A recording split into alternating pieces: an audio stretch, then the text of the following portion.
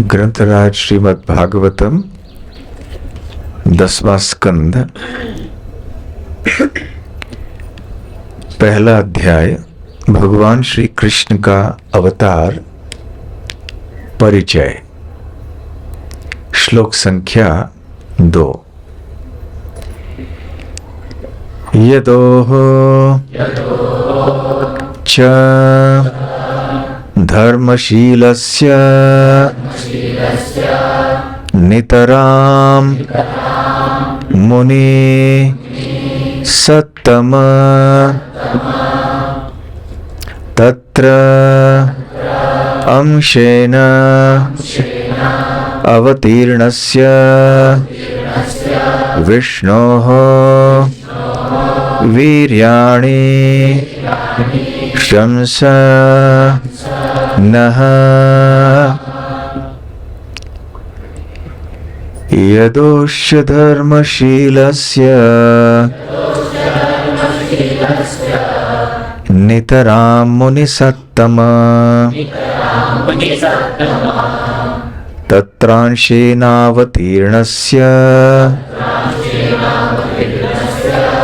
विष्णोर्वीर्याणि शंसनः यदोश्य धर्मशीलस्य नितरां मुनिसत्तम तत्रांशेनावतीर्णस्य विष्णोर्वीर्याणि शंसनः यदोह यदु या यदुवंश का च भी धर्मशीलस्य जो धर्मनिष्ठ है नितराम अत्यंत योग्य मुनि सत्तम हे मुनियों में श्रेष्ठ अथवा मुनियों के राजा शुकदेव गोस्वामी तत्र उस वंश में अंशेन अपने अंश बलदेव के साथ अवतीर्णस्य अवतार रूप में प्रकट विष्णोः भगवान विष्णु के वीर्याणि महिमामय कार्यकलाप शंस कृपया वर्णन करें नह हमसे। अनुवाद और तात्पर्य श्रील प्रभुपाद द्वारा। हे मुनिश्रेष्ठ, आप परम पवित्र तथा धर्मशील यदुवंशियों का भी वर्णन कर चुके हैं। अब हो सके तो कृपा करके उन भगवान विष्णु या कृष्ण के अद्भुत महिमामय कार्यकलापों का वर्णन करें जो यदुवंश में अपने अंश बलदेव के साथ प्रकट हुए हैं। तात्पर्य। ब्रह्म संहिता के 5वें अध्याय के पहले श्लोक में बतलाया गया है कि विष्णु तत्व के उद्गम श्री कृष्ण ही हैं। ईश्वरः परमः कृष्ण सच्चिदानंद विग्रह अनादिरादिर्गोविंदः सर्व कारण कारणम। गोविंद कहे जाने वाले कृष्ण ही परम नियंता है। उनका शरीर नित्य आनंदमय तथा आध्यात्मिक है। वे सबके उद्गम हैं। उनका कोई अन्य उद्गम नहीं, क्योंकि वे समस्त कारणों के कारण हैं।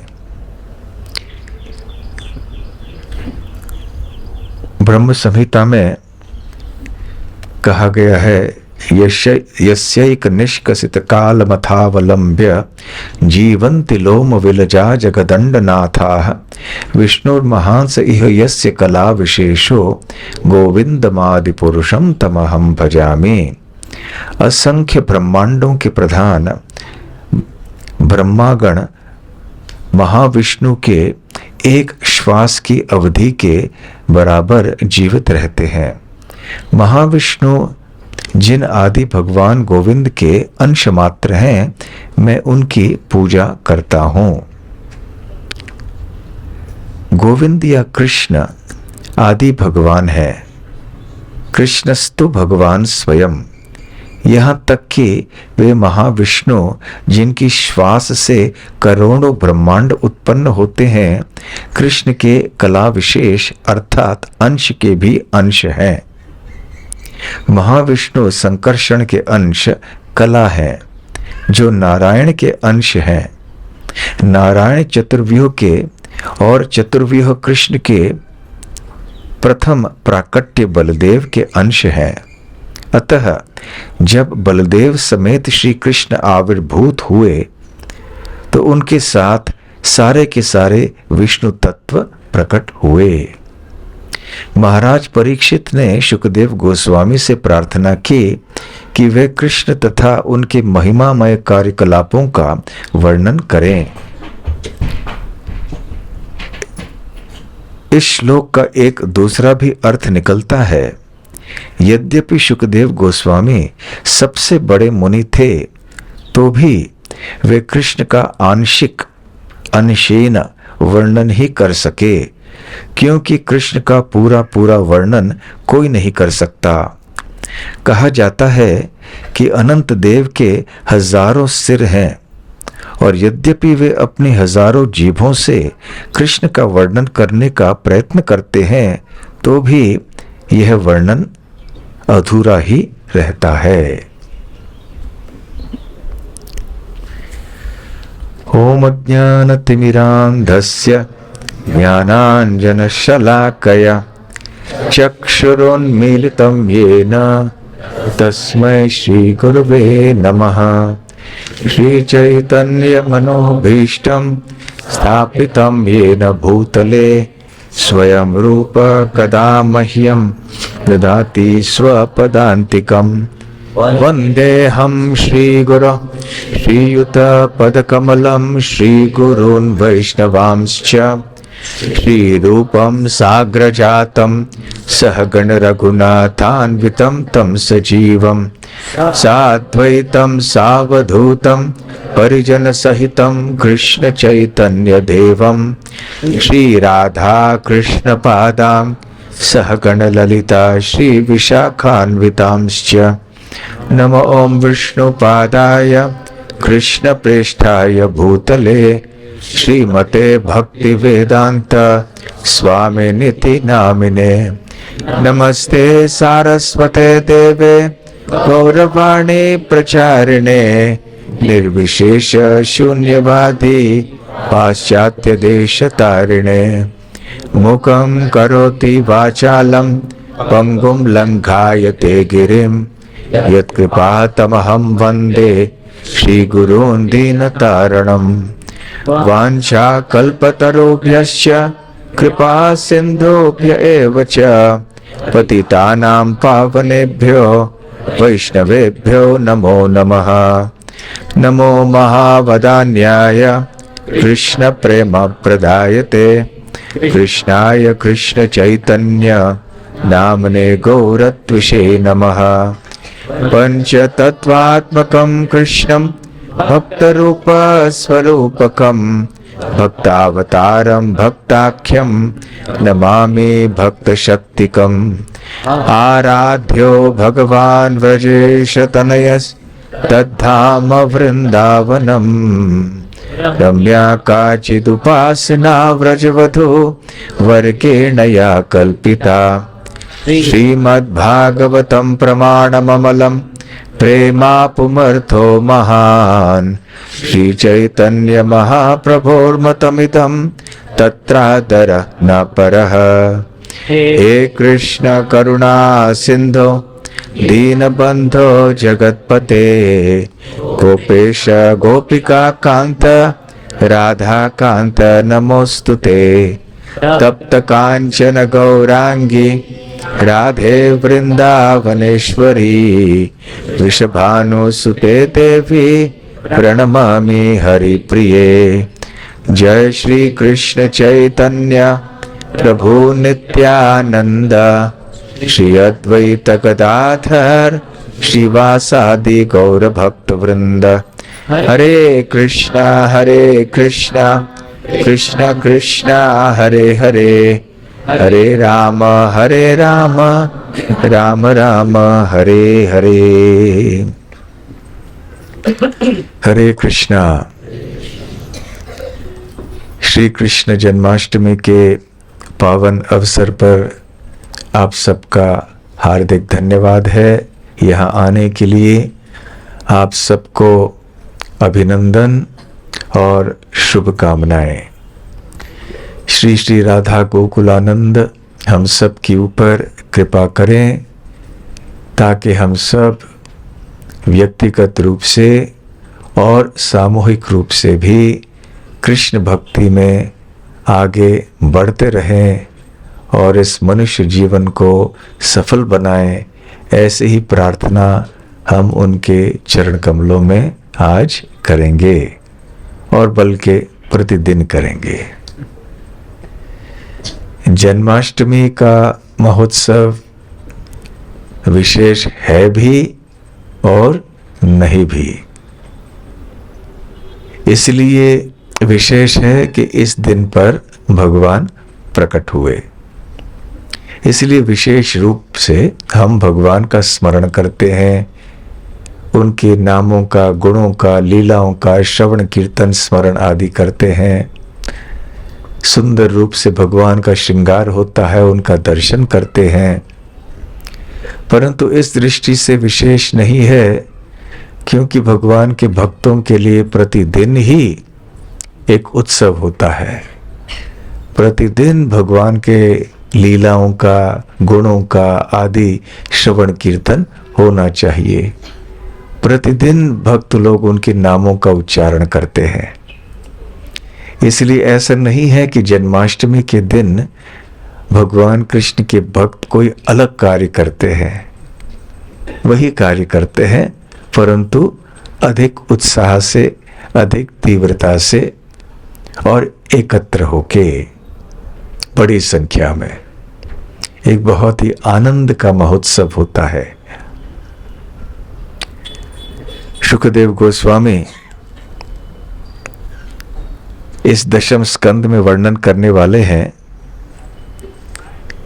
कि श्री कृष्ण की लीलाएं कौन सी थीं। 9वें स्कंद तक या 9वें स्कंद में राजा परीक्षित कहते हैं इस स्कंद के प्रारंभ में कि आपने सूर्यवंश और चंद्रवंश के जितने भी राजा हैं उनका वर्णन किया है और उनके चरित्र का वर्णन, उनके कार्यों का वर्णन भी आपने किया है।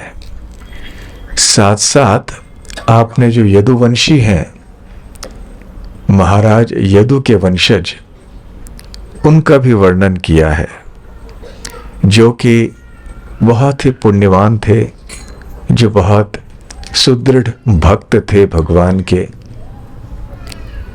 अभी यदि आप की इच्छा हो तो कृपा करके स्वयं भगवान श्री कृष्ण की लीलाओं का वर्णन कीजिए जो कि बलदेव के साथ यहाँ पर प्रकट हुए यदुवंश में। तो राजा परीक्षित के प्रश्न उपयुक्त हैं, आदर्श हैं हम सब के लिए। परीक्षित महाराज कहते हैं कि भगवान श्री कृष्ण के लीलाओं का श्रवण कीर्तन करना ये हमारे जीवन की सफलता का रहस्य है। और जो व्यक्ति ऐसे श्रवण कीर्तन भगवान के बारे में नहीं करता है उसका जीवन सफल नहीं हो सकता। निवृत्त तरशैर उपगीयमानात् भवौषधा श्रोत्र मनोभिरामात क उत्तम श्लोक गुणानुवादात पुमान विरज्येत बिना पशुघ्नात। वो कहते हैं कि भगवान श्री कृष्ण का गुणगान करना यही उपयुक्त और अधिकृत मार्ग है इस भवबंधन से मुक्त होने के लिए। ये गुणगान भगवान श्री कृष्ण से आरंभ होने वाले परंपरा के द्वारा हम तक पहुंचता है। ये वास्तव में औषधि है उस महान रोग के लिए, महारोग के लिए, जिससे कि इस भौतिक जगत में रहने वाले सारे जीव ग्रस्त हैं, पीड़ित हैं, और वो है भवरोग। तो राजा परीक्षित कहते हैं भवौषधाच, भव औषध। और ये कथाएं जो हैं ये मन को और हमारे कर्णों को बहुत मधुर लगते हैं। मन प्रसन्न हो जाता है भगवान की कथाओं को सुन के।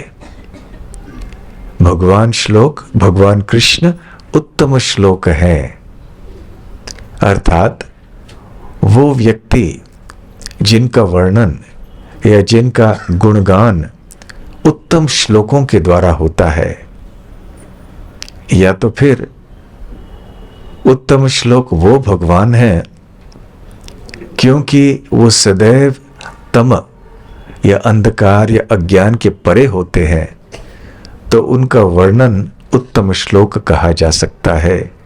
श्री कृष्ण का भी एक नाम उत्तम हो सकता है। तो राजा परीक्षित को ये बड़ा आश्चर्य लग रहा है कि कृष्ण कीर्तन, कृष्ण कथा, कृष्ण भक्ति, कृष्ण के बारे में श्रवण कीर्तन करना ये इतना सुलभ है, सबके लिए उपलब्ध है और इतना लाभदायक है, इतना आनंदप्रद है, फिर भी इतने सारे लोग इस कार्य में शामिल नहीं होते हैं।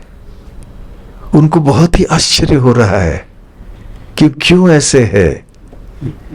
जब इतनी बड़ी बीमारी से, रोग से हम सब ग्रस्त हैं, हम इतने दुखी हैं, पीड़ित हैं, जन्म मृत्यु जरा व्याधि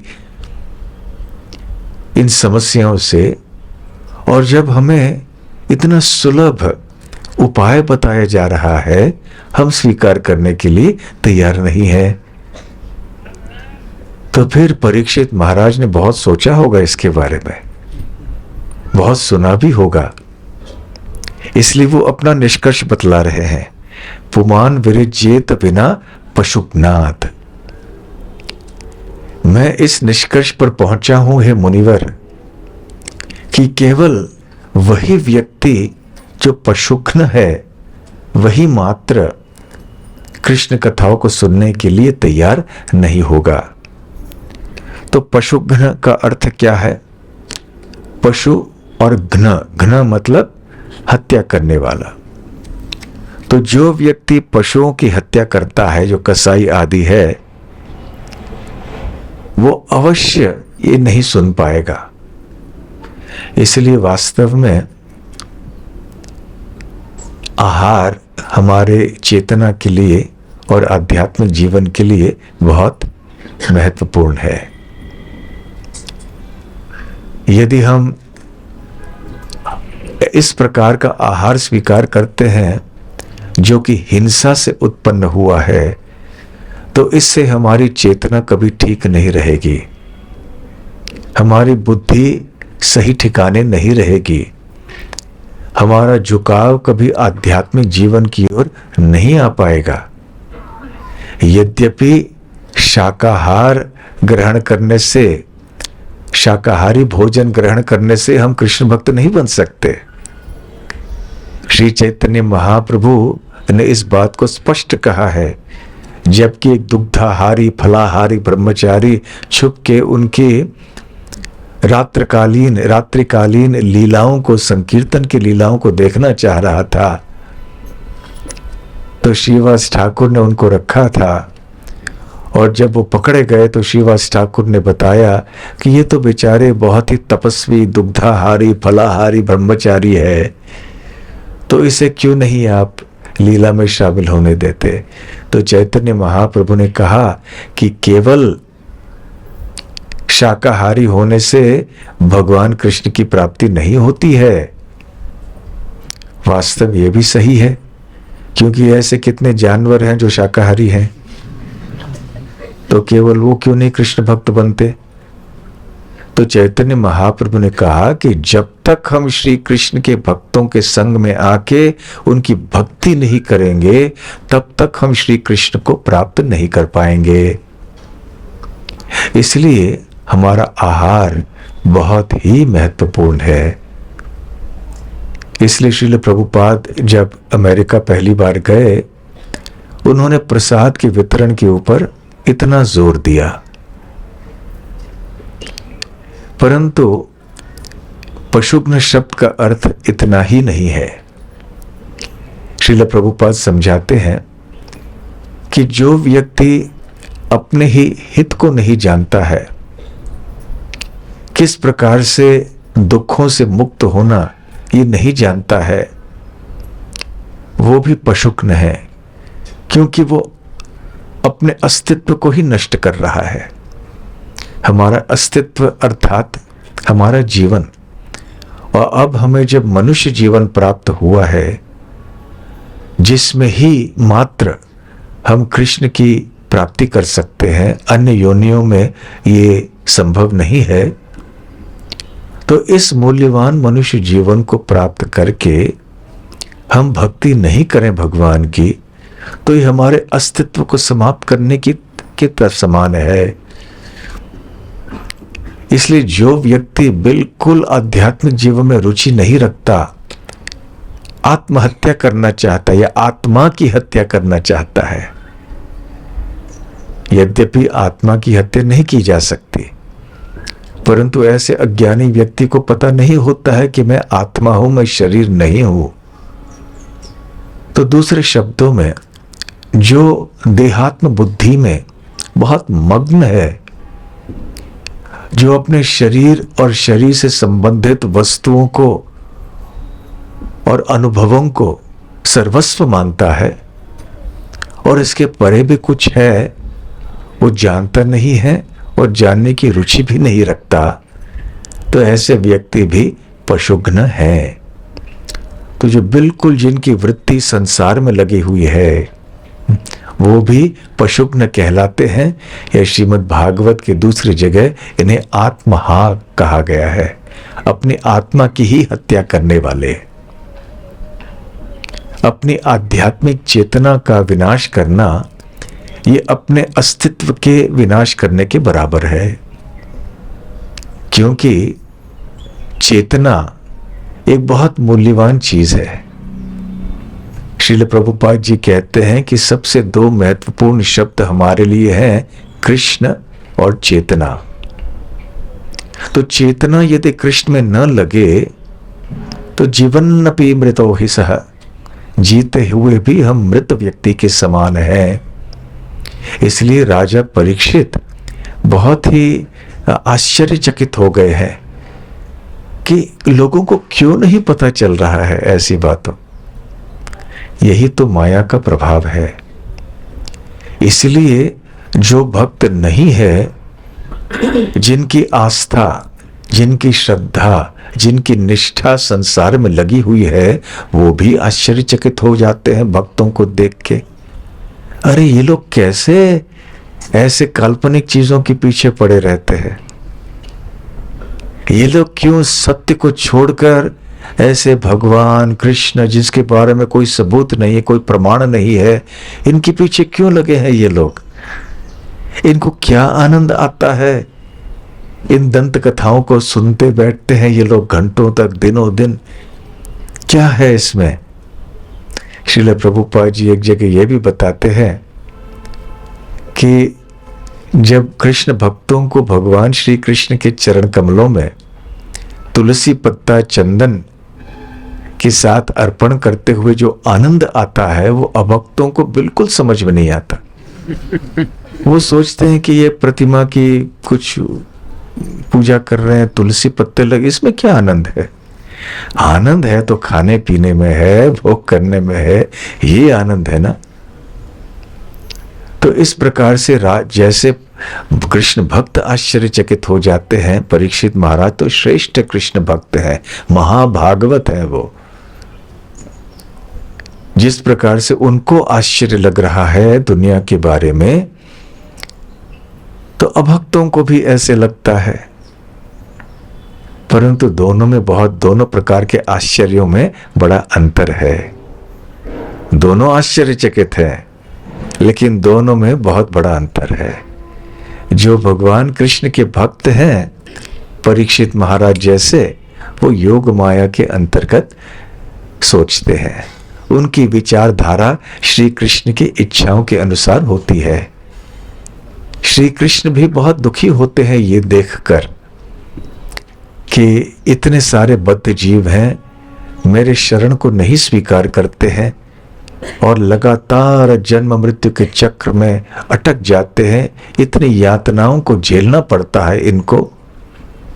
तो श्री कृष्ण की विचारधारा के अनुसार जिनकी वृत्ति है, जिनका सोच विचार है, वो महान कृष्ण भक्त हैं। प्रहलाद महाराज श्रीमद् भागवतम के 7वें स्कंद में कहते हैं कि जिस प्रकार से एक लोह चुंबक से आकर्षित होकर लोहे के छोटे छोटे टुकड़े एक तरफ हो जाते हैं, एक दिशा में आके स्थित हो जाते हैं और लोह चुंबक से आकर्षित हो जाते हैं, ठीक उसी प्रकार से श्री कृष्ण के भक्तों की चेतना श्री कृष्ण की चेतना के अनुसार लगी रहती है। एक स्वाभाविक आकर्षण होता है जीव का श्री कृष्ण के प्रति। जिस प्रकार से लोहे को जो टुकड़े होते हैं, वो स्वाभाविक रूप से लोह चुंबक से आकर्षित होते हैं। परंतु जब लोहे के ऊपर जंग आता है, जंग पकड़ने के कारण अब वो लोहे का जो टुकड़ा है वो लोहे चुंबक की ओर आकर्षित नहीं हो पाता है। परंतु ये लोहे का स्वाभाविक स्थान नहीं है, उसकी स्वाभाविक स्थिति है आकर्षित होना लोह चुंबक से, परंतु जंग के कारण वो भी आकर्षित नहीं हो रहा है। ठीक उसी प्रकार से जीव का, शुद्ध जीव का उसकी स्वाभाविक अवस्था है श्री कृष्ण से आकर्षित होना। केवल माया के प्रभाव से, माया के द्वारा जो उस जीव के चेतना के ऊपर एक जंग सा पकड़ गया है, लग गया है, उसके कारण अब जीव श्री कृष्ण को भूल चुका है और ये जानता नहीं है कि श्री कृष्ण की भक्ति करने से ही हमारा हित है। तो खैर, ये राजा परीक्षित का आश्चर्य है। वो बहुत कुछ जानना चाहते हैं श्री कृष्ण के बारे में, वो बहुत आतुर हैं। वो याद दिलाते हैं शुकदेव गोस्वामी को कि किस प्रकार से उनके जो दादा जन थे, जैसे अर्जुन, युधिष्ठिर महाराज इत्यादि, उनकी परिस्थिति कितनी खतरनाक थी, परंतु श्री कृष्ण ने उनकी रक्षा की, उनको बचा दिया। एक विशाल भवसागर में वो पड़े थे, कष्टों के समुद्र में पड़े थे, युद्ध में उनका सामना करने वाले ऐसे भीषण योद्धा थे जैसे भीष्मदेव इत्यादि। फिर भी श्री कृष्ण एक नाव की तरह बन गए, उन्होंने पांडवों की और उनके साथियों की रक्षा की। और फिर परीक्षित महाराज तरह तरह के प्रश्न पूछने लगे शुकदेव गोस्वामी से कि ये बताइए कि बलराम जी तो रोहिणी के पुत्र माने जाते हैं, तो फिर उनका जन्म देवकी के गर्भ में कैसे हुआ, और फिर साथ साथ श्री कृष्ण का जन्म कैसे हुआ, और स्वेच्छा से उन्होंने ये कैसे स्वीकार किया कि उनका स्थानांतरण हो मथुरा से फिर बाद में गोकुल में। फिर जब गोकुल में वो प्रकट हुए, यशोदा माता और नंद महाराज के पास। फिर वहां उन्होंने किस प्रकार के कार्य किए, कौन सी लीलाएं की वहां पर, इन सब चीजों के बारे में मैं सुनना चाहता हूं। आगे चल के वृंदावन छोड़ के वो मथुरा गए, द्वारका गए। द्वारका में कितनी रानियों से उन्होंने विवाह किया और वहां पे उन्होंने कौन सी लीलाएं की। तो इस प्रकार से राजा परीक्षित बहुत ही उत्सुक है जानने के लिए। ये जो एक जिज्ञासा है, जब ये कृष्ण के प्रति केंद्रित होती है तो ये जिज्ञासा परिपूर्ण हो जाती है, हमें जीवन की सफलता की ओर ले जाती है। जीवस्य तत्व जिज्ञासा यार्थो नेह तत्व कर्म भी। तो श्रीमद् भागवत में कहा गया है कि ये जो तत्व जिज्ञासा है ये मनुष्य जीवन का ध्येय है। जब हमारी जिज्ञासा अन्य चीजों पर केंद्रित होती है तो उससे कोई लाभ नहीं होता। श्रील प्रभुपाद जी कहते हैं कि यदि हमारी जिज्ञासा करने की जो प्रवृत्ति है, जो कि स्वाभाविक है, श्री कृष्ण में केंद्रित नहीं हुई तो वो केवल आहार निद्रा भय मैथुन में ही केंद्रित होगी। भले वो आहार निद्रा भय मैथुन कितने चमकदार ढंग से क्यों न हो, परंतु अंततः वो वही है। तो महाराज परीक्षित हमें सिखला रहे हैं कि कैसे हमारी जिज्ञासा होनी चाहिए। जिज्ञासा बुरी चीज नहीं है, अच्छी चीज है। कभी कभी जब कोई भक्त अधिक प्रश्न करता है तो हमें कोई बेचैनी सी होती है, इतने प्रश्न करते हैं। खास करके छोटे बच्चे होते हैं, वो बहुत प्रश्न करते हैं माता पिता से, और माता पिता थोड़े हैरान हो जाते, थोड़े चुप बैठो थोड़ी देर के लिए।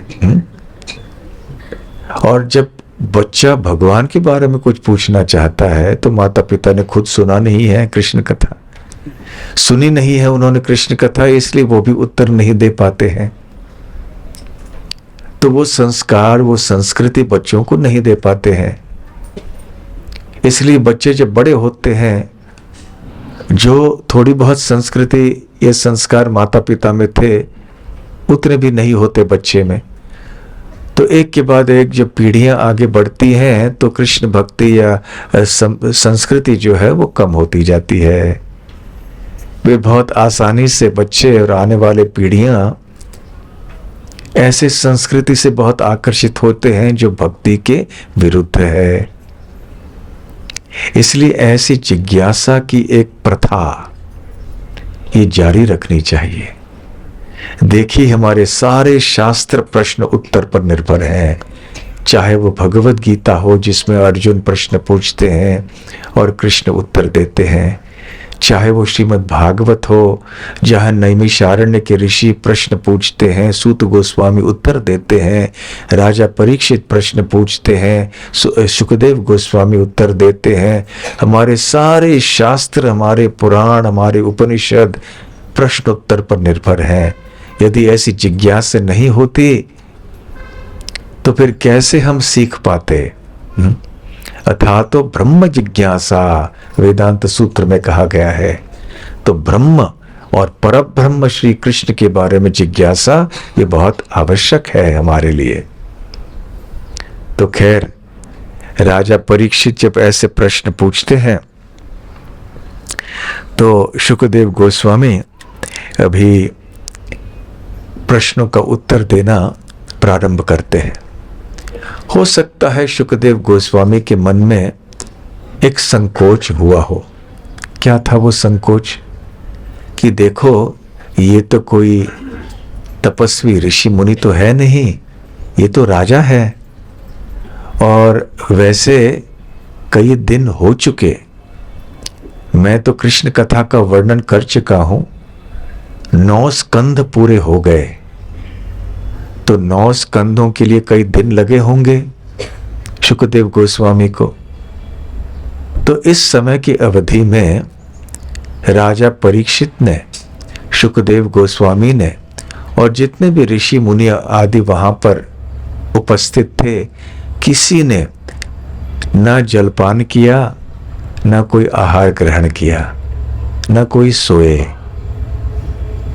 तो सुखदेव गोस्वामी के मन में हो सकता है कोई एक संकोच हुआ हो, संशय हुआ हो कि क्या अभी परीक्षित महाराज वास्तव में सुन पाएंगे और कितने विस्तार में मैं कथा का वर्णन करूं। तो राजा परीक्षित को अनुमान लगा कि हाँ, शायद ऐसे हो सकता है इनके मन में संकोच, तो इस संशय को मैं दूर करूंगा। तो राजा परीक्षित ने कहा कि हे मुनिवर, आप कहीं ऐसा तो नहीं सोच रहे हैं ना कि मैं थक गया हूं, मुझे बहुत भूख लगी है, बहुत प्यास लगा है, इसलिए मैं कृष्ण कथा सुन नहीं पाऊंगा। ऐसे मत सोचिए। मैं बहुत आतुर हूं, केवल आपके मुखारविंद से कृष्ण कथा की वर्षा का पान करके मैं पूरी तरह से तृप्त हूं। अब मुझे किसी भी चीज का अभाव नहीं लग रहा है। मैं बिल्कुल सुविधाजनक अवस्था में हूं। मुझे कोई कष्ट नहीं हो रहा है।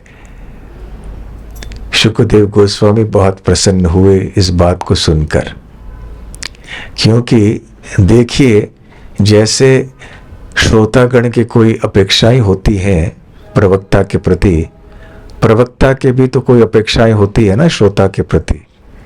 कम से कम ये है कि व्यक्ति सोएगा नहीं ना सुनते समय, कम से कम इतनी तो अपेक्षा होती है। श्रोतागण तो सो सकते हैं, बोलने वाला तो कहाँ सो सकता है। हालांकि एक बार मैंने ऐसे देखा है, एक भक्त प्रवचन दे रहे थे, थके हुए थे, बोलते बोलते ही थोड़ी बहुत नींद की झपकी आ गई। परंतु साधारणतः ऐसे नहीं होता है। तो जब, और ऐसे भागवत में कई बार हम देखते हैं, जब अच्छे प्रश्न पूछे जाते हैं तो प्रवक्ता को उत्साह आता है, थोड़ा जोश आता है कि कुछ हम बोले अच्छा। प्रश्न अच्छे न हो तो फिर श्रोता सोचता है कि ये समझे कि नहीं समझे हैं, मैं सही बोल रहा हूं कि नहीं बोल रहा हूं। तो खैर, राजा परीक्षित ने बहुत अच्छे किए। मुनयो साधु पृष्ठो हम भवद्भिर्लोक मंगलम यत् कृतः कृष्ण संप्रश्नो ये नात्मा सुप्रसिद्धति। सूत गोस्वामी भी बहुत प्रसन्न होते हैं वहां के ऋषियों के प्रश्नों को सुनकर। मुनयो साधु पृष्ठो हम, पृष्ठ अर्थात पूछा, आपने जो प्रश्न मुझसे पूछे हैं बहुत अच्छे प्रश्न है, साधु साधु। कल भी हम चर्चा कर रहे थे ना साधु और असाधु की। भवद्भिर लोक मंगलम, आपके प्रश्न संपूर्ण लोक के कल्याण के लिए है, मंगल के लिए है। क्यों है? यत् कृतः कृष्ण संप्रश्नो, क्योंकि आपके प्रश्न श्री कृष्ण से संबंधित है। ये न आत्मा सुप्रसिद्धति, जिसके द्वारा, वो कृष्ण कथा जिसके द्वारा हमारी आत्मा संतुष्ट हो सकती है। साधारणतः हम इस शरीर को संतुष्ट करना चाहते हैं, मन को संतुष्ट करना चाहते हैं, और जो बड़े बड़े दार्शनिक कवि आदि होते हैं वो अपनी बुद्धि को संतुष्ट करना चाहते हैं। परंतु विरला ही ऐसे लोग मिलते हैं जो अपनी आत्मा को संतुष्ट करना चाहते हैं, क्योंकि वो आत्मा के बारे में जानते ही नहीं है। आत्मा को केवल कृष्ण कथा, कृष्ण नाम, कृष्ण भक्ति से ही संतुष्ट किया जा सकता है। फिर आगे चल के शुकदेव गोस्वामी कहते हैं, बहुत प्रसन्न होकर कि इतने दिनों की कथा हो गई, फिर भी आप इतने आतुर हैं सुनने के लिए, ये बहुत ही प्रशंसनीय है। और वो कहते हैं कि जिस प्रकार से गंगा की जो धारा है, धारा प्रवाह, ये ऊपरी लोकों से होते हुए पृथ्वी लोक से होकर पाताल लोक तक बहती है, और जहां जहां गंगा बहती है उसके पावन जल से सारे लोकों का शुद्धिकरण होता है। ऊपरी लोक हो या पृथ्वी लोक हो या निम्न श्रेणी के लोक हो, गंगा का जल तीनों लोकों को पावन करता है। ठीक उसी प्रकार से हे राजा परीक्षित, जो श्री कृष्ण के बारे में प्रश्न पूछता है, जो श्री कृष्ण के संदर्भ में जो प्रश्न है उनका उत्तर देता है, और जो इन प्रश्नों को और उत्तरों को सुनता है, ये तीनों जो वर्ग हैं उनका उद्धार हो जाता है, उनका शुद्धिकरण होता है।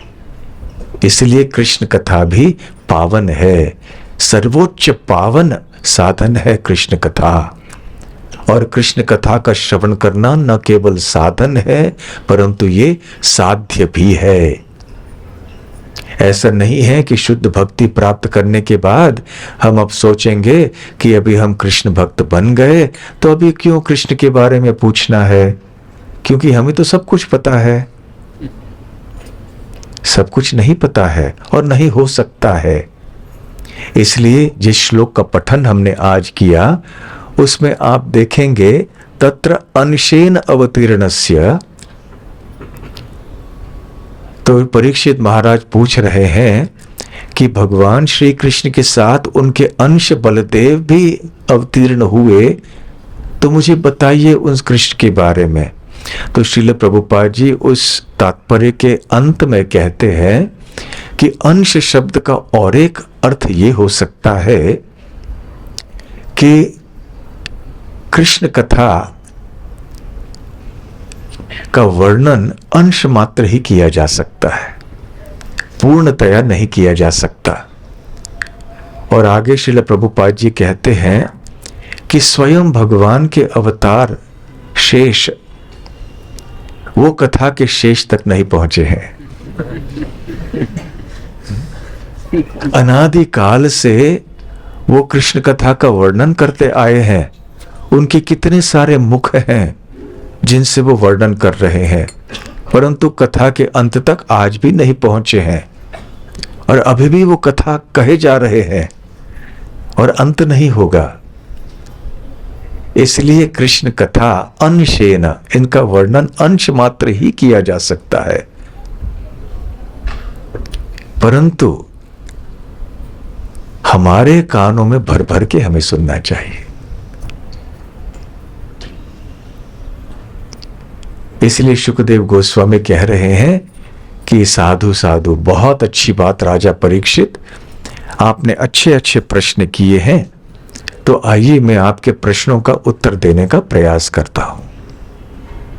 फिर वो कहते हैं कि एक समय था थोड़े वर्ष पूर्व जब पृथ्वी माता बहुत चिंतित हो गई थी, उनके ऊपर बोझ पापी लोगों का, घमंडी लोगों का इतना बढ़ गया था कि उनके लिए ये सब असहनीय हो गया था।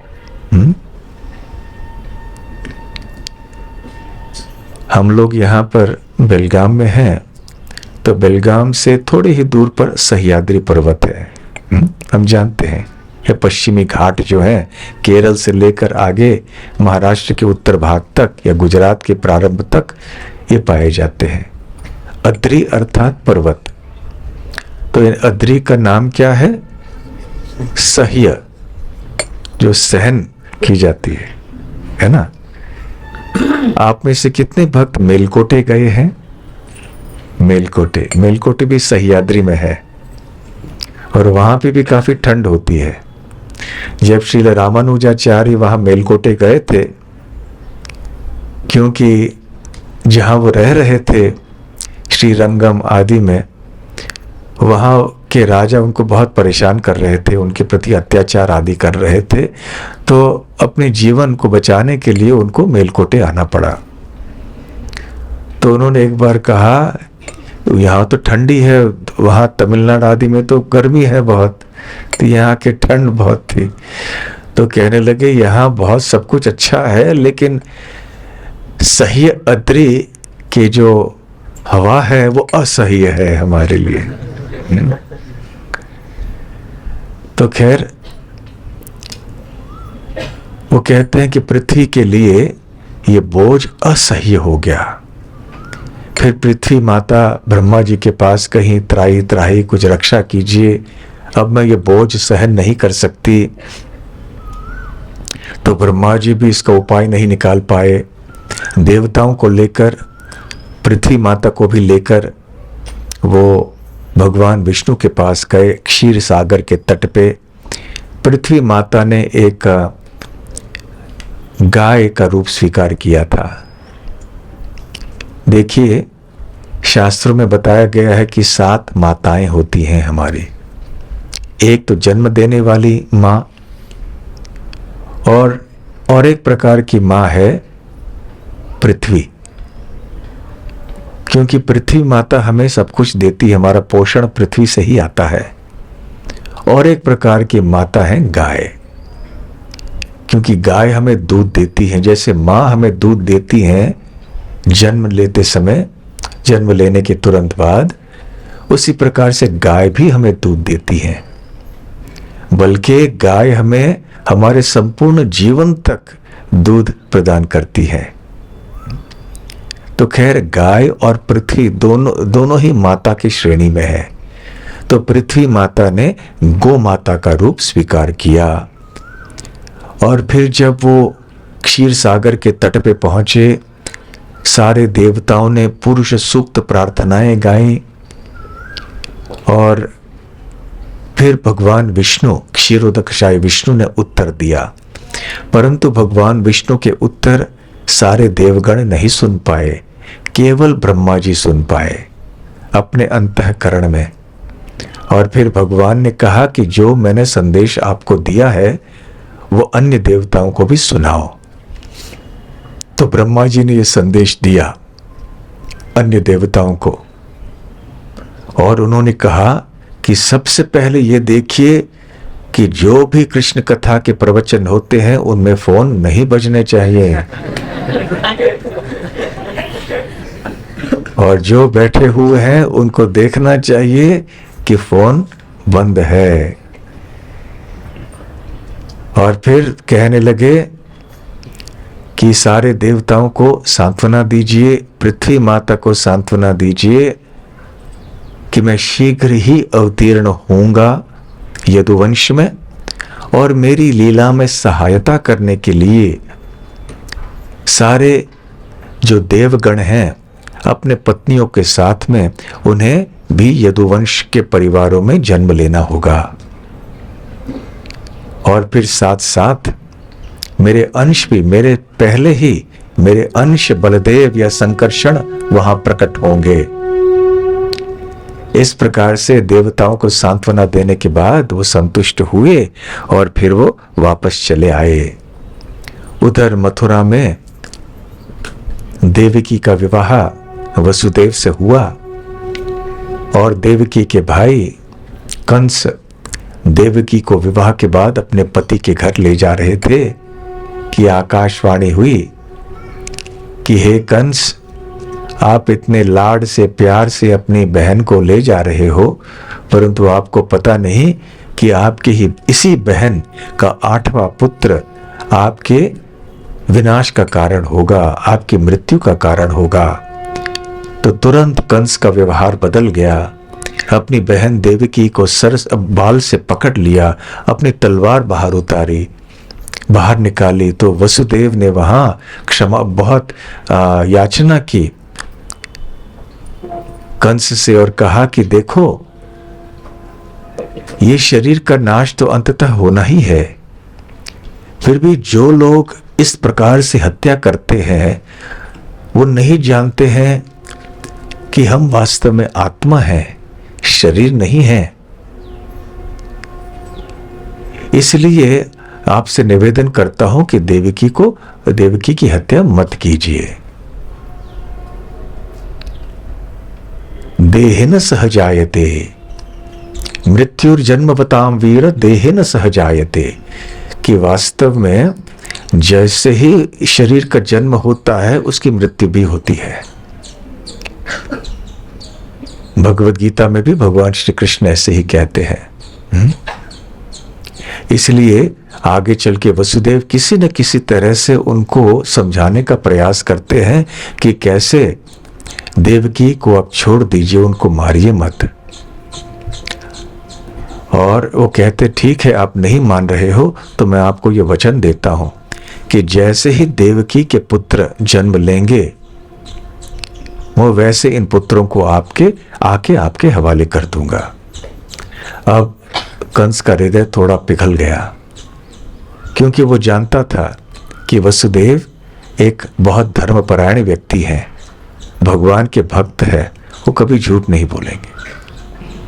भले असुर के शब्दों के ऊपर भरोसा नहीं किया जा सकता, लेकिन असुर भी जानते हैं कि भक्तों के शब्दों पर भरोसा किया जा सकता है,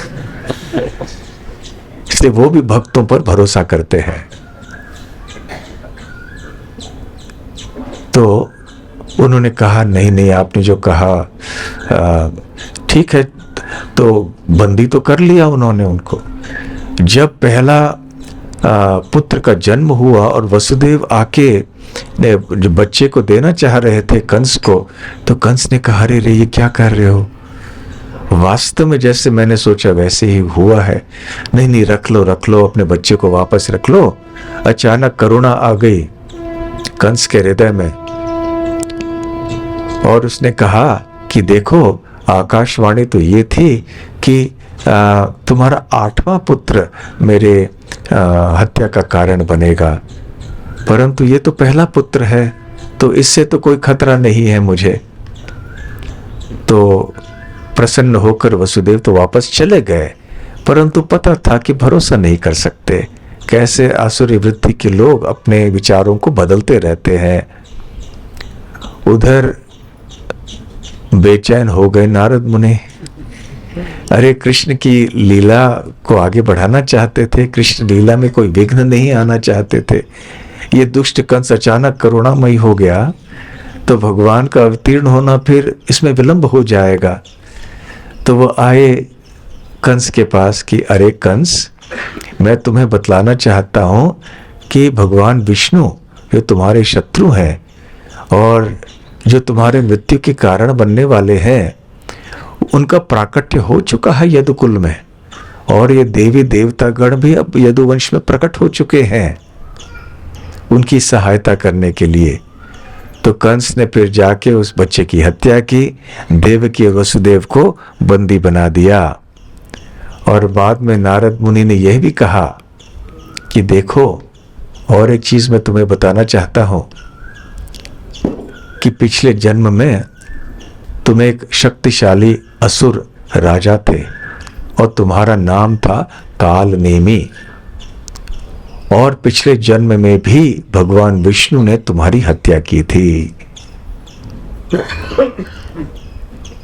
और वही विष्णु इस जन्म में भी तुम्हारी हत्या के लिए यदुवंश में प्रकट हो चुका है। तो इस प्रकार से कंस बहुत ही उत्तेजित हो गया, विचलित हो गया। ऐसा है तो मैं विष्णु से बदला लूंगा। देखिए, प्राण तो एक न एक दिन जाने ही वाले हैं सबको। महर्षि दधीची जैसे कितने ऐसे ऋषि होते हैं, मनुष्य होते हैं, जब देवगण आए उनके पास कि आपके शरीर से हम कुछ अस्त्र बनाएंगे ताकि हम असुरों को परास्त कर सकें, दधीची ने कहा ठीक है, मेरे शरीर से आप सबका लाभ हो रहा है तो मेरा शरीर ले लीजिए। ये होते हैं संतों की चेतना, उनकी भावना। परंतु अपने मृत्यु के बारे में, आने वाले मृत्यु के बारे में जब कंस ने सुना तो देखिए किस प्रकार से प्रतिकार किया उन्होंने। तो ये अंतर होता है दोनों तरह की वृत्तियों में। तो खैर, ऐसे आगे एक के बाद एक षड्गर्भों का विनाश किया कंस ने। 6 बच्चे हुए, एक के बाद एक कंस ने उनको बड़े क्रूर रीति से उनकी हत्या कर ली, पत्थर से टपक के, और वो भी अपने माँ के सामने, देवकी के सामने। तो हम कल्पना कर सकते हैं कि कितना भयानक पाप किया कंस ने। तो खैर, ऐसे 6 बच्चों की हत्या करने के बाद फिर वहां पर बलराम जी संकर्षण माता देवकी के गर्भ में आए, योगमाया ने भगवान की इच्छा या आज्ञा के अनुसार इस सात्विक गर्भ का स्थानांतरण किया माता देवकी के गर्भ से रोहिणी देवी के गर्भ में। वास्तव में ये प्रश्न उठता है कि जब रोहिणी गोकुल में रह रही थी और वो वसुदेव की पत्नी थी और वसुदेव मथुरा में थे, और वहाँ पे जब रोहिणी देवी गर्भवती हुई तो लोगों के मन में क्या प्रश्न नहीं आया कि नंद महाराज वहाँ है, रोहिणी यहाँ है, तो ये कैसे संभव हुआ? तो इसलिए हमारे वैष्णव आचार्यों ने बतलाया कि वास्तव में हुआ क्या। रोहिणी देवी भी मथुरा में ही रह रही थी पहले। जब वो गर्भवती हुई, 3 महीने हुए उनके गर्भ के, उस समय कंस के डर से वसुदेव ने रोहिणी को गोकुल भेज दिया नंद महाराज के संरक्षण में, क्योंकि वो जानते थे कि अब यहाँ कंस ने देवकी के 6 पुत्रों की हत्या कर दी। अब भले आकाशवाणी देवकी के पुत्रों के संबंध में था, फिर भी रोहिणी भी मेरी ही पत्नी है, तो कंस के विचार कैसे बदलेंगे क्या पता। इसलिए रोहिणी और रोहिणी के गर्भ की रक्षा के लिए वसुदेव ने रोहिणी देवी को गोकुल भेज दिया। इसलिए जब रोहिणी माता वहां पहुंची गोकुल में, तो वो 3 महीने से गर्भवती थी और थोड़ी महीनों तक रही। वहां जब 7 महीने हो गए तो फिर बलराम जी का स्थानांतरण हुआ गर्भ में, और 7 महीने वो गर्भवती रही। तो 14 महीनों के बाद फिर बलराम जी का प्राकट्य हुआ गोकुल में। तो इधर जब 7वें गर्भ का स्थानांतरण हुआ, लोगों ने सोचा ये तो गर्भपात हो गया। और 8वीं बार जब माता देवकी गर्भवती हुई तो उस समय उनका चेहरा बिल्कुल तेजस्वी हो गया था, क्योंकि स्वयं भगवान उनके हृदय में और हृदय से गर्भ में प्रकट हुए थे। सबसे पहले नंद महाराज के हृदय में प्रकट हुए भगवान। नंद महाराज के हृदय से माता देवकी के हृदय में प्रकट हुए, और फिर माता देवकी के हृदय में और गर्भ में जब थे तो जिस प्रकार से वो चमक रही थी, जिनका उजाला, एक प्रकाश उनके चेहरे से आ रहा था, कंस भी जान गया कि मेरे शत्रु अभी मेरी बहन के गर्भ में आ गए हैं। भगवान श्री कृष्ण के दिव्य शरीर का तेज ही तो ये ब्रह्म ज्योति है, जिससे ये ज्ञान योगी आदि बहुत आकृष्ट हो जाते हैं। तो वो ब्रह्म ज्योति के स्रोत ही आज जब देवकी के अंदर उपस्थित हैं, तो क्यों नहीं आश्चर्यचकित होंगे सभी लोग ऐसा तेज देखकर। तो उस समय देवगण समझ पाए कि भगवान श्री कृष्ण देवकी के गर्भ में प्रकट हो चुके हैं, और वो ऐसे रूप में आए कि कोई उनको देख नहीं पाया, और उन्होंने देवकी की प्रदक्षिणा की, क्योंकि भगवान उनके गर्भ में थे। और फिर चुपचाप प्रार्थना प्रदक्षिणा करके उन्होंने श्री कृष्ण की स्तुति भी की। केवल श्री कृष्ण सुन पा रहे थे और कोई नहीं सुन पा रहा था। वैसे देखिए, हर एक प्राणी के हृदय में भगवान परमात्मा के रूप में विराजमान है। इसलिए हम जब किसी एक व्यक्ति की भी प्रदक्षिणा करेंगे तो उनके अंदर भी भगवान है। इसलिए हम भगवान की ही प्रदक्षिणा कर रहे हैं, परंतु ये भावना हमारी नहीं रहती है।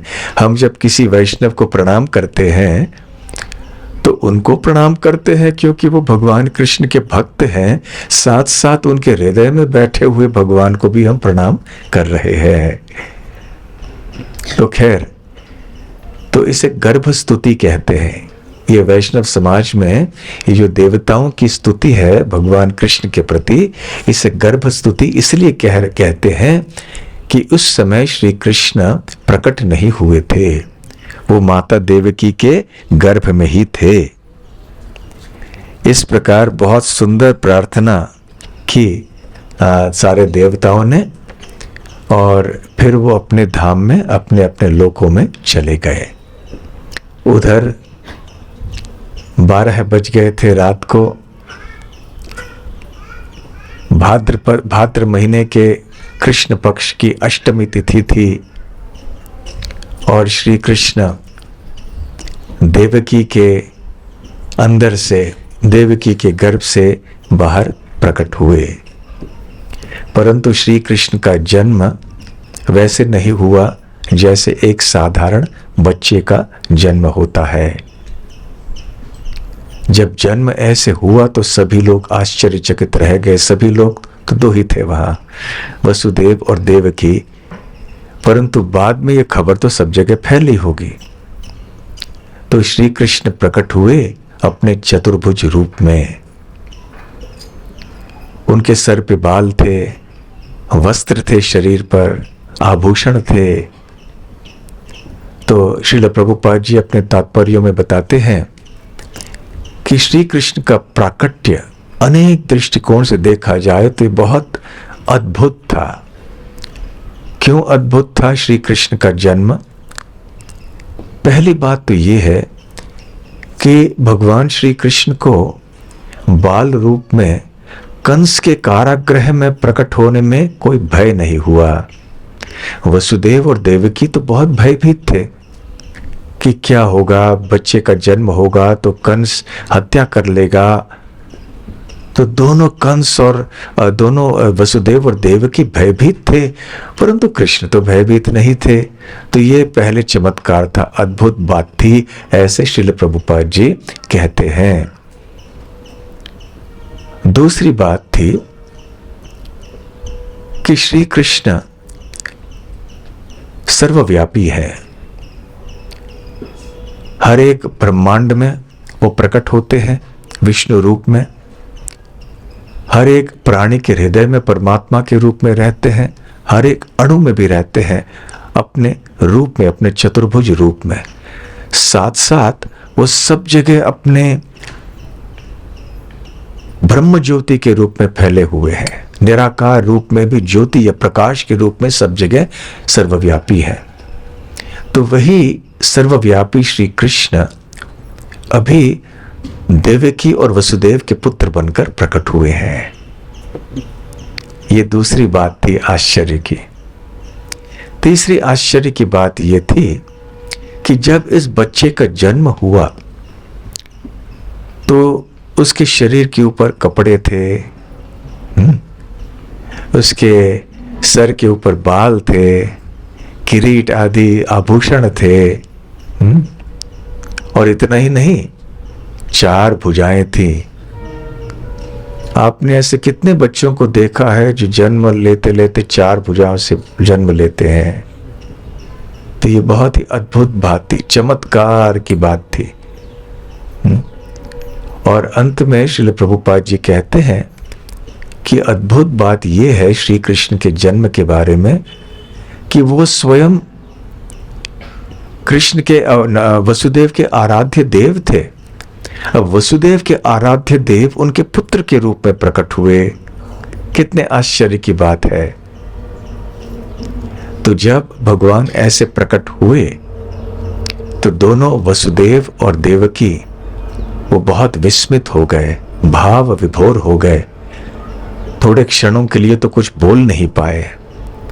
बाद में वसुदेव ने अपने होश ठिकाने कर लिए और फिर भगवान श्री कृष्ण की सुंदर स्तुति की उन्होंने। वसुदेव की स्तुतियां जो है वो भी सुनने योग्य है।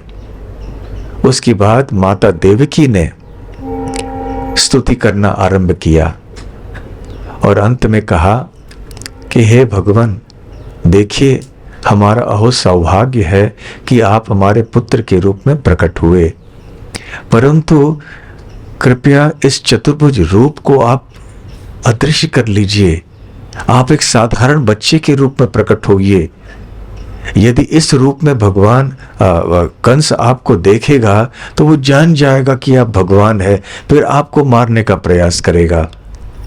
वात्सल्य भाव के कारण देवकी माता ने ये नहीं सोचा कि यदि उनका पुत्र भगवान है तो कंस उसकी हत्या कैसे कर पाएगा।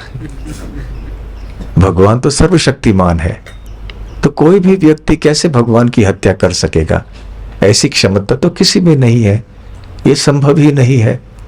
परंतु वात्सल्य भाव के कारण माता देवकी ऐसे बोल रही थी कि अब जल्दी से एक साधारण बच्चा बन जाइए, बालक बन जाइए। फिर भगवान, जब देवकी की स्तुति भी समाप्त हुई तो भगवान बोलने लगे कि देखिए हे देवकी और वसुदेव, आप अनेक जन्मों से मेरे शुद्ध भक्त हैं। हे वसुदेव, पहले आपका नाम सुतपा था और हे देवकी, आपका प्रश्नी प्रश्नी था। आपने 12,000 दिव्य वर्षों तक, अर्थात ऊपरी लोकों की गणना में जो वर्ष है, 12,000 इन दिव्य वर्षों की तपस्या की। और जब मैं प्रकट हुआ आपके सामने तो आपने ये वर मांगा कि मैं आपका पुत्र बन जाऊं, तो मैं आपका पुत्र बन गया। उस समय मेरा नाम था प्रश्नी गर्भ। इसके बाद वाले युग में आप अदिति और कश्यप बने और उपेंद्र या वामन के रूप में मैं आपका पुत्र बना। और इस बार जब आप देवकी और वसुदेव बने हो तो मैं भी आपके पुत्र के रूप में आया हूं यहां पर। आपको चिंता है कि मैं चतुर्भुज रूप में प्रकट हुआ तो मेरे लिए खतरा है, कंस यदि मुझे देख ले तो फिर वो आक्रमण करेगा, प्रहार करेगा, मुझे हानि पहुंचाएगा। परंतु वास्तव में आप चिंता मत कीजिए, मेरा कोई भी कुछ भी बिगाड़ नहीं सकता। वास्तव में मैंने चतुर्भुज रूप इसलिए स्वीकार किया था ताकि आपके अंदर ये भरोसा हो, विश्वास हो कि मैं भगवान हूं। वैसे आपकी चिंता है, आप चाहते थे कि चतुर्भुज रूप में पहले आऊं ताकि अन्य जो लोग हैं वो समझ जाएं कि ये भगवान है, क्योंकि अन्यों के मन में हो सकता है संशय हो कि ये बच्चा है, भगवान कैसे हो जाए। तो इसलिए चतुर्भुज रूप में आएंगे तो सब लोग देखेंगे। परंतु मैं चतुर्भुज का रूप मैंने स्वीकार किया आपके लिए और वसुदेव के लिए, ताकि आपके अंदर जो संशय है, जो भय है, जो चिंता है, वो मिट जाए। इस प्रकार से मैं आपके सामने अब प्रकट हुआ हूं, परंतु चिंता मत कीजिए। और फिर भगवान ने अपने छोटे शिशु का रूप धारण कर लिया, बिल्कुल जो छोटे बच्चे मनुष्य के बच्चे होते हैं वैसे उस रूप में भगवान प्रकट हुए। और फिर और एक चमत्कार जो हो गया कि वसुदेव उस बच्चे को उठा कर लेकर गए। उन्होंने सोचा कि मैं क्या करूं, इस बच्चे को मैं कंस को नहीं दूंगा। अब तक मैं धर्मपरायण था, सत्य वचनी था मैं, परंतु अब मैं झूठ बोलूंगा। इस बार तो झूठ बोलूंगा। सच बोलना, अभी बोल बोल के देखो परिणाम क्या हुआ। अभी इस बच्चे को भी कंस छोड़ेगा नहीं। यद्यपि ये भगवान है, वसुदेव भी सोच रहे थे वात्सल्य भाव में ये हानि पहुंच सकती है मेरे बच्चे को, तो मेरे बच्चे की रक्षा करना मेरा कर्तव्य है। तो फिर वसुदेव उठा ले गए और चमत्कार ये हुआ कि जो जंजीर आदि उनके हथकड़ी आदि थे उनके हाथों पैरों में, वो अपने आप खुल गए, टूट गए। कारागृह के दरवाजे अपने आप खुल गए। जो वहाँ चौकीदार सैनिक आदि बैठे थे उनको गहरी नींद आ गई और फिर दरवाजे खुल गए और वसुदेव श्री कृष्ण को अपने सर के ऊपर लेकर चल पड़े। यमुना के तट पे आए, देखा कि वर्षा हो रही थी और यमुना में बाढ़ आ गया था, परंतु यमुना ने देखा कि मेरे आराध्य देव पार करना चाहते हैं, तो उन्होंने रास्ता दे दिया। और फिर वसुदेव यमुना पार करके चले गए। उधर यमुना जी चाहते थे कि मैं मेरे आराध्य देव के चरण कमलों का स्पर्श करूं, इसलिए अचानक उनका जल ऊपर आने लगा और वसुदेव बहुत ही चिंतित हो गए। करे जल ऊपर आ रहा है, जल ऊपर आ रहा है, कहीं मैं डूब जाऊं चलेगा, लेकिन मेरा बच्चा ना डूब जाए, ये चिंता मन में थी। तो यमुना देवी की इच्छा ऐसी नहीं थी। यमुना देवी केवल श्री कृष्ण की कृपा प्राप्त करना चाहती थे। तो उस समय हताश होकर, बहुत चिंतित होकर वसुदेव कहने लगे, कोई लो मेरे बच्चे को। इसलिए आज भी वहां एक गांव है, कोई ले गांव, क्योंकि वसुदेव ने कहा कोई ले लो इस बच्चे को। तो खैर यमुना पार करके वसुदेव जी सीधे गए नंद महाराज के घर में। वहां भी भगवान कृष्ण की योग माया के प्रभाव से सारे लोग घोर निद्रा में थे। किसी को पता ही नहीं चला कि वसुदेव श्री कृष्ण को लेकर आए हैं। श्रील जीव गोस्वामी कहते हैं कि जिस समय श्री कृष्ण देवकी के गर्भ से मथुरा में प्रकट हुए, उसी समय यशोदा के गर्भ से भी जुड़े बच्चे प्रकट हुए। एक थी योग माया, जन्म के बाद वो यशोदा माता की एक तरफ थी, और दूसरे थे स्वयं श्री कृष्ण। तो जैसे ही वसुदेव वहां पर आए तो उन्होंने केवल उस बच्ची को देखा, योग माया को देखा, श्री कृष्ण को वहां रखा, योग माया को उठा लिया और वापस चले गए। उधर यशोदा मैया के पास दो कृष्ण थे, दोनों एक हो गए, एक कृष्ण हुए। यशोदा माता बहुत ही थक गई थी, नींद में थी, उनको पता ही नहीं चला कि उनको दो बच्चे हुए हैं। और जब जाग गई तो उन्होंने देखा कि एक बच्चा है, बहुत सुंदर है। तब तक वसुदेव और अन्य लोग भी सब, क्षमा कीजिए, नंद महाराज वगैरह सब आ गए वहाँ पर। और फिर आप जानते हैं कि एक दिन के बाद फिर खुशियाँ मनाई गई, जो कल हुआ नंदोत्सव आने वाले बाद वाले दिन में। उधर वसुदेव योग माया को लेकर चले गए वापस, और जैसे ही वसुदेव कारागृह में वापस लौट के आए तो दरवाजे बंद हो गए, और फिर उनके हाथों में वगैरह उन्होंने हथकड़ी वगैरह बांध ली, और जो चौकीदार आदि हैं वो जाग गए, और बच्चा जो योग माया है वो अपने बाल शिशु रूप में रोने लगी। फिर कंस को पता चला कि अभी बच्ची आई है, तो कंस वहां पर आ गए। वसुदेव देवकी ने याचना की कि देखो ये तो लड़की है, और भविष्यवाणी ये हुई थी कि 8वां पुत्र मेरा तुम्हारी हत्या करेगा, लेकिन ये पुत्र नहीं है, ये पुत्री है, तो इसे छोड़ दो। परंतु कंस के मन में भय था, उसने सोचा कि पुत्र हो पुत्री हो क्या पता, कौन मेरी हत्या करेगा। तो इसलिए बच्ची को अपने पैरों से पकड़ लिया और पीटना चाहा पत्थर से, जिस प्रकार से कंस ने पहले 6 बच्चों की हत्या की थी।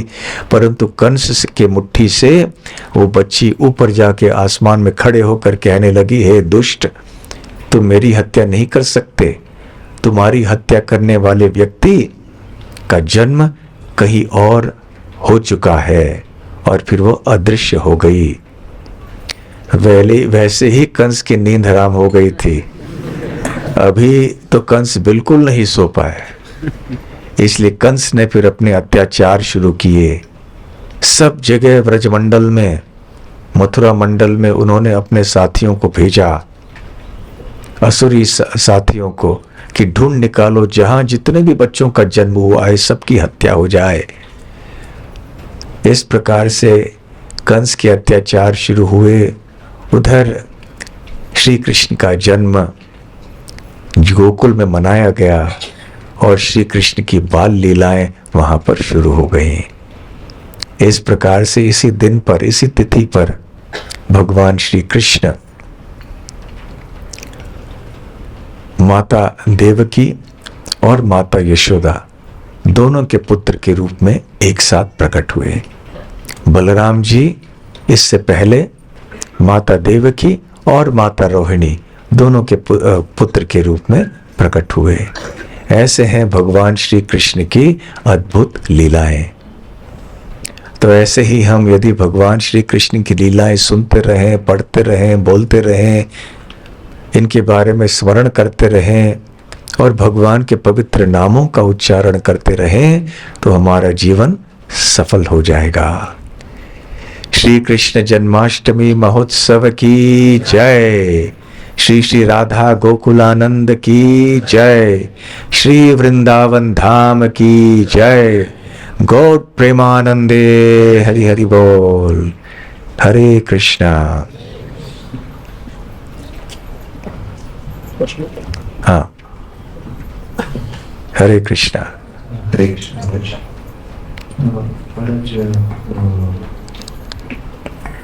बलराम जी देवकी के घर में प्रकट हुए थे और जैसे आपने कहा कि रोहिणी के घर में भी थे पहले से ही, क्योंकि उनको लेके गए थे। तो जैसे कि पूर्व पुरुषोत्तम भगवान यशोदा के घर से प्रकट हुए थे, तो वैसे क्या बलराम जी का अंश ऐसे, क्योंकि श्लोक में है कि अंश प्रकट होंगे और कृष्ण के अंश भी देवकी के घर में प्रकट हुए थे। जैसे पूर्ण तो यशोदा, तो क्या है इस वजह से? अंश श्री कृष्ण के अंश देवकी के घर में प्रकट हुए। बलराम के अंश भी देवकी के घर में प्रकट हुए, परंतु यशोदा से जो कृष्ण प्रकट हुए वो पूर्ण थे और ये अंश उन पूर्ण में मिल गए, एक कृष्ण हो गए। तो वही बात बलराम जी के साथ हुई।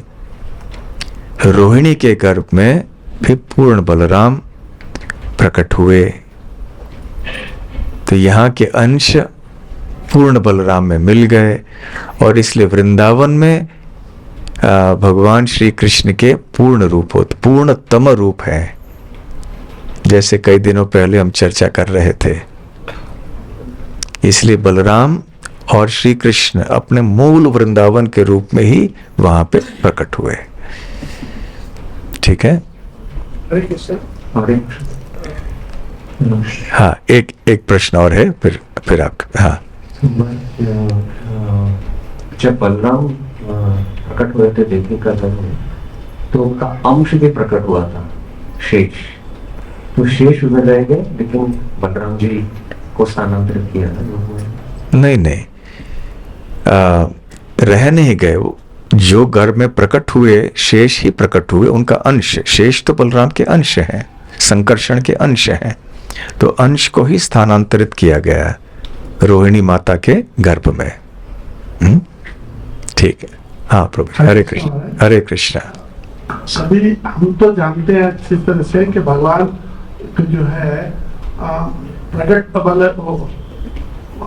प्रकट हो जन्म लिया, अजन्मा है, लेकिन बहुत सारे प्रश्न करते नहीं भगवान ने जन्म लिया। तो हमको उदाहरण यही देते हैं कि जो चतुर्भुज रूप में प्रकट हुए थे और वो आत्मा। तो महाराज इसका थोड़ा विश्लेषण आपसे चाहिए कि भगवान अजन्मा है, फिर भी जन्मोत्सव मनाते हैं, जन्म लेते हैं। कुंती महारानी भी कहती हैं ये विडंबना है। तो कि अजन्मा जन्म लेते हैं, तो इसका ये विरोधाभास का समन्वय कैसे होगा? उत्तर ये है कि भगवान जन्म नहीं लेते हैं, भगवान प्रकट होते हैं उनका आविर्भाव होता है। जिस प्रकार से सूर्योदय के समय सूर्य का जन्म नहीं होता, केवल हमारी दृष्टि से ऐसे प्रतीत होता है कि सूर्य का उदय हुआ है, परंतु सूर्य तो जैसे है वैसे ही है। सूर्य में कोई परिवर्तन नहीं हुआ, केवल हमारे स्थान के ऊपर निर्भर है कि हमें लगता है कि सूर्य का उदय हुआ है। ठीक उसी प्रकार से श्री कृष्ण प्रकट होते रहते हैं और उनकी तथाकथित मृत्यु नहीं है, वो तिरोभाव है। जिस प्रकार से जब सूर्यास्त होता है तो इसका अर्थ ये नहीं है कि सूर्य की मृत्यु हो गई, सूर्य की समाप्ति हो गई। सूर्य है, केवल हमारे दृष्टि में नहीं है। ठीक उसी प्रकार से भगवान श्री कृष्ण का तथाकथित जन्म और तथाकथित मरण, ये वास्तव में जन्म और मरण नहीं है, ये आविर्भाव और तिरोभाव है, या प्राकट्य और अप्राकट्य है। फिर भी क्योंकि साधारण भाषा में हम जन्म शब्द का प्रयोग करते हैं कि एक बच्चे का जन्म माँ से होता है, इसलिए हम जन्म का शब्द का प्रयोग करते हैं। जन्माष्टमी कहते हैं, आविर्भाव अष्टमी नहीं कहते हैं। तो इस दृष्टि से हमें भगवान के संदर्भ में जो जन्म शब्द है उसे समझना चाहिए। ठीक है। दूसरा ये था कि उनको कौन प्रेरणा दिया था कि वो गोकुल में ले जाकर के वहां पर जाए, भगवान कृष्ण को लेकर के वहां जाए? वैसे तो भगवान ही अंदर से प्रेरणा देते हैं। सर्वस्य चाहम हृदि सन्निविष्टो मत्तः स्मृतिर ज्ञानम अपोहनम च। तो भगवान ने ही उनको अंदर से बुद्धि दी, वो प्रेरणा दी। वैसे भी अपने वात्सल्य भाव से ही विचार प्रेरित था। वसुदेव अपने बच्चे की रक्षा करना चाहते थे कि कंस से कैसे बचाऊं इस बच्चे को, इसलिए ये विचार उनके मन में आया और फिर वो ले गए बच्चे को। हाँ, प्रश्न है? नहीं, एक प्रश्न अंत में।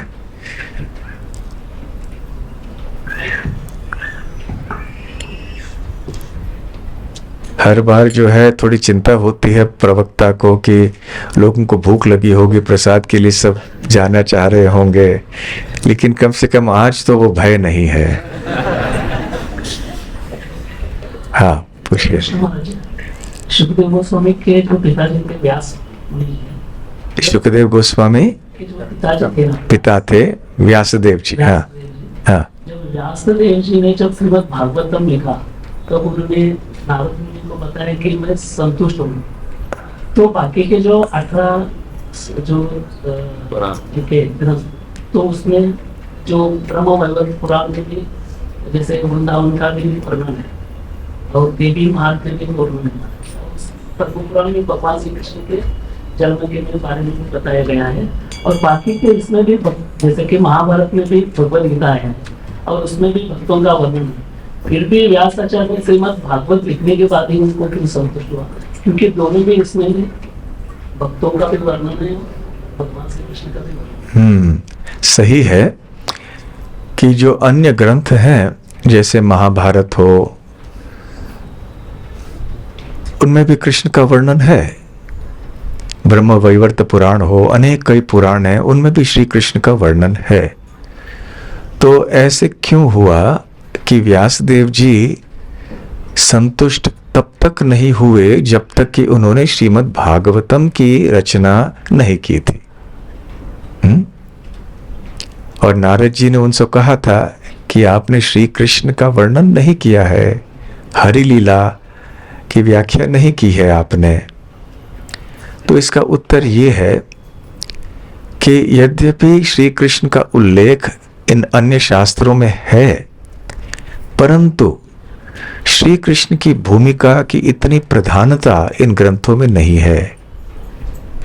श्री कृष्ण के बारे में उल्लेख होने के कारण भी और इतने सारे अन्य विषय हैं जिनके बारे में वर्णन किया गया है कि वो एक एकाग्रता जो कृष्ण के बारे में है वो नहीं देखा जाता। जैसे महाभारत पढ़िए, महाभारत में इतने सारे विषयों के ऊपर चर्चा है। वैसे व्यासदेव जी स्वयं कहते हैं कि 7 विषय हैं महाभारत में। उनमें से कृष्ण का वर्णन एक है, वासुदेवस्य महात्मनः। तो वासुदेवस्य महात्म्य, तो वासुदेव की महात्म्य, श्री कृष्ण की महिमा का गान 7 विषयों में से एक है। और कितने विषय हैं महाभारत में। तो जब व्यक्ति महाभारत पढ़ता है तो बह जाता है वो अलग अलग विषयों में। तो श्री कृष्ण ही सर्वस्व है, ये इतनी आसानी से समझ में नहीं आता है। उसी तरह से अन्य पुराणों में भी तरह तरह के वर्णन पाए जाते हैं। श्री कृष्ण भी हैं, अन्य विषयों के ऊपर भी व्याख्या है। इसलिए कोई व्यक्ति यदि इन ग्रंथों को पढ़े तो निश्चित ही वो जाने कि कृष्ण और केवल कृष्ण ही सर्वस्व है, ये नहीं हो पाता है। परंतु श्रीमद् भागवत पढ़ने से कोई व्यक्ति नहीं कह पाएगा कि श्री कृष्ण के अतिरिक्त कोई और विषय होना चाहिए, क्योंकि केवल और केवल कृष्ण का वर्णन इस ग्रंथ में पाया जाता है। अन्य ग्रंथों में अन्य विषयों के ऊपर भी चर्चा हुई है। और जो जोर इस ग्रंथ में दिया हुआ है श्री कृष्ण भक्ति के ऊपर, जितने विस्तार में वर्णन हुआ है, उस विस्तार में और उस जोर से वर्णन अन्य ग्रंथों में नहीं पाया जाता। चाहे वो पद्म पुराण हो या ब्रह्मवैवर्त पुराण हो।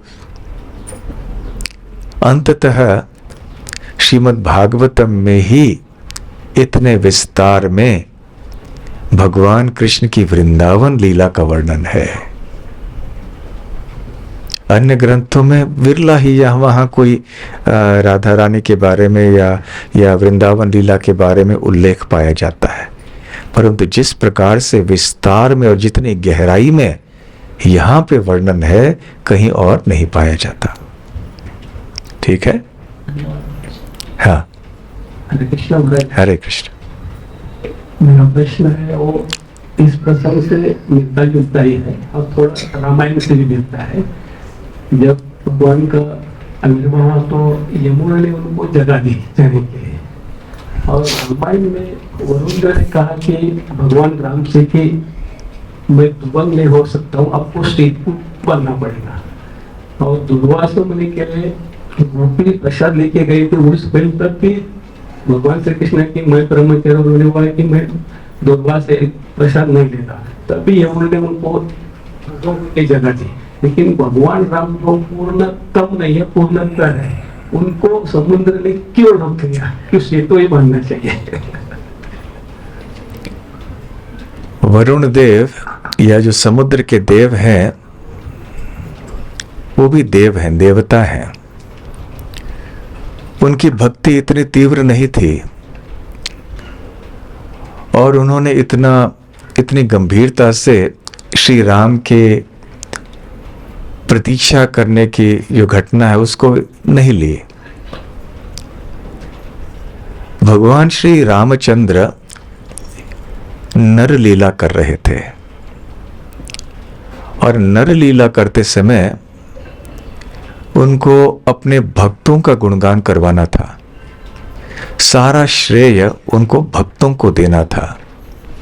यदि समुद्र पार हो जाता, जल अलग हो जाता और वो बीच में से चले जाते, तो सेतु के निर्माण कार्य का श्रेय भक्तों को नहीं मिलता। हनुमान जी को और अन्य जो उनके भक्त हैं, वानर सेना है, उनको नहीं मिलता, क्योंकि ये अवसर मिला भक्तों को। इसलिए तो आज हम कितना स्मरण करते हैं वानर सेना का कि कितना अद्भुत चमत्कार उन्होंने करके दिखाया। समुद्र के ऊपर उन्होंने पुल, तैरता हुआ पुल बना दिया। तो ये है नर लीला और भगवान के भक्त वात्सल्यता का प्रभाव। ठीक है? हरे कृष्ण। जब भी हमने अभी सुना कि भागवतम अंश मात्र हम वर्णन कर सकते हैं, तो पूरी तरह से नहीं। तो सुखदेव गोस्वामी जी ने वो 7 दिन में पूरी तरह से किया या अंश या शेष तक नहीं पहुंचे? नहीं, जैसे प्रभुपाद जी भी कहते हैं, सुखदेव गोस्वामी के लिए भी संभव नहीं था, किसी के लिए भी संभव नहीं है श्री कृष्ण का पूर्ण रूप से वर्णन करना। जैसे हमने अनंत शेष का उदाहरण दिया ना, अनादि काल से बोलते आए हैं और अनंत काल तक बोलते रहेंगे, फिर भी समाप्त नहीं होंगे कृष्ण की कथा। तो इसलिए श्री कृष्ण की कथाओं का अंत हो ही नहीं सकता है। और वैसे भी सुखदेव गोस्वामी के पास केवल 7 दिन थे परीक्षित महाराज को कथा बोलने के लिए, तो पूर्ण रूप से कैसे हो पाता। इसलिए संक्षिप्त रूप में ही उन्होंने वर्णन किया। साथ साथ हमें जानना चाहिए कि जिस रूप में श्रीमद् भागवतम हमारे सामने अभी उपलब्ध है, वही एकमात्र भागवतम नहीं है। हमारा जो श्रीमद् भागवतम है, भले इसमें 18,000 श्लोक हों, परंतु इस ब्रह्मांड में भी ऊपरी लोकों में ऐसे भागवतम हैं जिनमें अधिक संख्या में श्लोक हैं। कहीं 100,000 1 लाख श्लोक हैं, कहीं और 10 लाख श्लोक होंगे। तो हमारे पास जो भागवत है केवल 18,000 श्लोक वाला भागवत है, वो भी पढ़ते पढ़ते सारा जीवन निकल जाता है। हाँ, इसलिए हमारे लिए अंश ही पूर्ण है अभी। पूर्ण झेलने की हमें क्षमता नहीं हमारे अंदर। ठीक है, तो बहुत बहुत धन्यवाद। श्री कृष्ण जन्माष्टमी महोत्सव की जय। श्री श्री राधा गोकुलानंद की जय। श्रील प्रभुपाद की जय। गौर प्रेमानंदे। हरि हरि बोल। हरे कृष्णा।